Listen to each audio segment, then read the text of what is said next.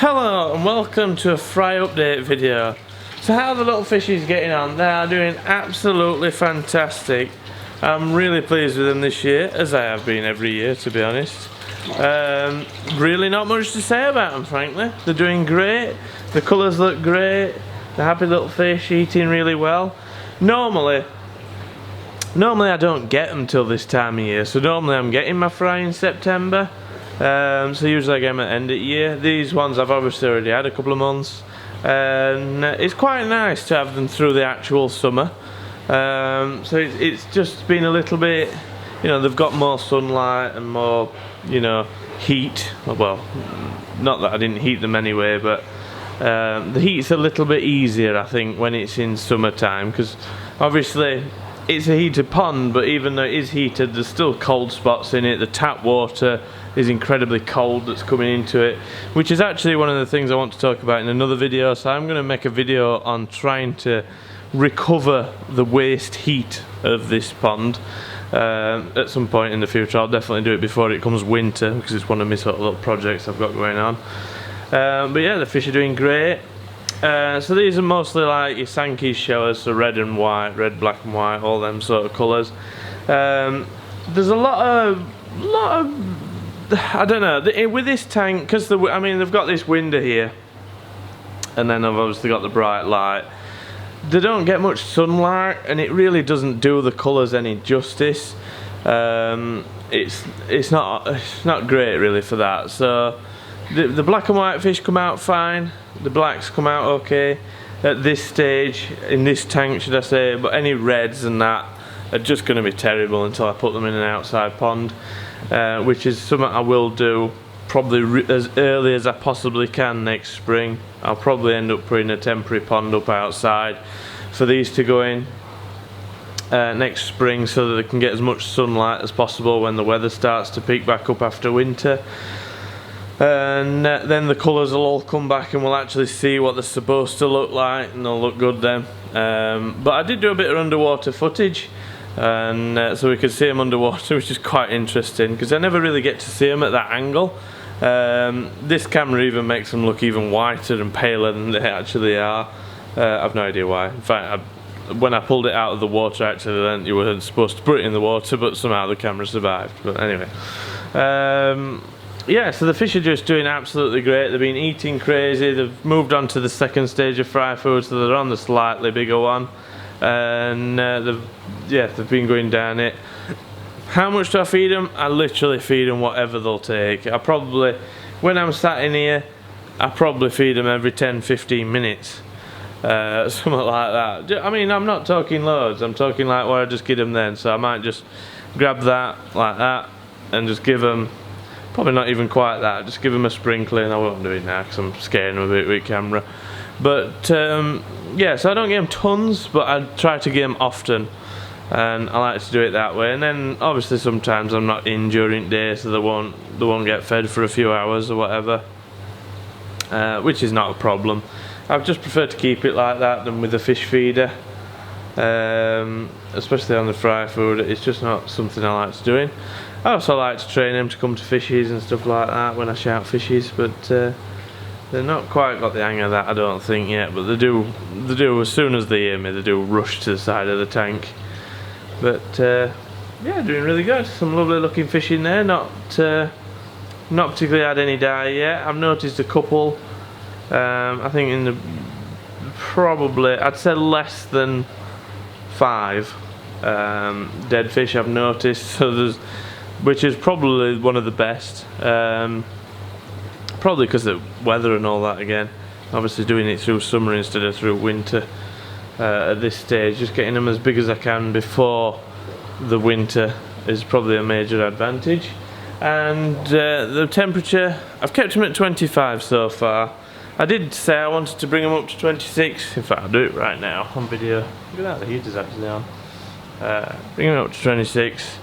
They've been doing really well at 25 and I've been quite happy with that, but yeah, for some reason I just like the number 26. And they did really well last year at 26 degrees, so I can't complain about that at all. So yeah, the fry doing well. Some great fish in there. It'll be Be great next season to see what they come out like in colours. I think there's going to be some absolutely amazing colours in this lot.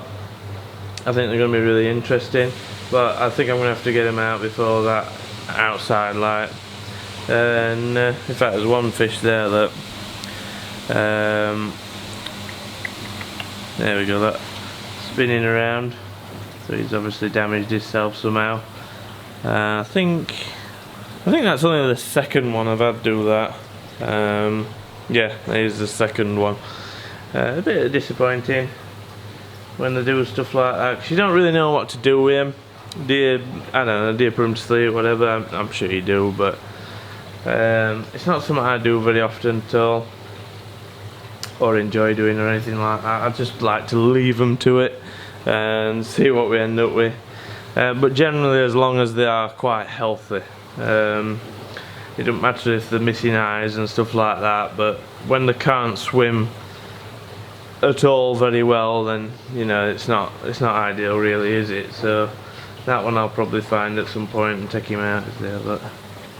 But yeah, you know, I think that's the second one of those. So, but I don't know what causes that. It's something I'd quite like to know what actually causes it. It's probably just how that fish gets on, to be honest. It's probably something like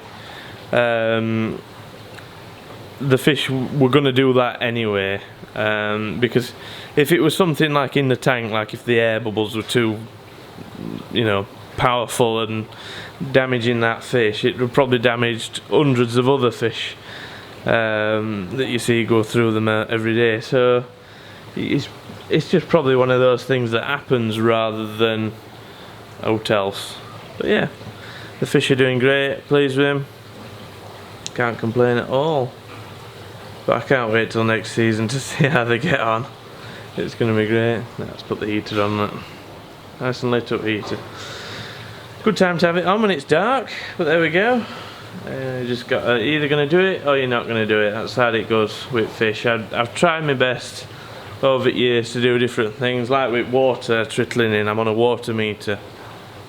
You know, it's hard work. It's difficult when you're on a water meter to think, oh, I'll just open the tap and leave it running as such. You'd really get it into your head that every time you turn tap on, it really costs you.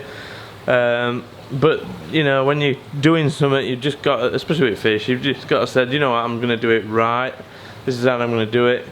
I'm just going to get on with it. So it doesn't, you know, it doesn't necessarily matter about water that it uses or electric that it uses. It's just got to be done right, and you've just got to do these things. And that, I mean, you don't have to keep your pond at 26 degrees. This one's indoors, don't forget. It's not particularly well insulated, but it's indoors and it doesn't have anywhere near the heat loss of an outside tank. So the heater's not on that much through the winter. If this were outside, it'd need to be incredibly well insulated to keep it at 26 degrees, and then on top of that, you'd still be probably fighting it on wintry days. But yeah, you know, 26 degrees is probably quite unnecessary, but it works for me. That's one of the things you've got to think about when you've got a heater. I'd personally recommend that everybody has a heater. They are a great addition to a pond. They are, you know, they're quite an important thing. When you have a year that is completely freezing, having a heater on would save a lot of people a lot of money. If you just put your heater to stop the pond pipework freezing up, it would save a lot of people a lot of money and a lot of worry when a pipe bursts and drains the pond and all the fish die, or you know, even the fish die from the water freezing and stuff like that.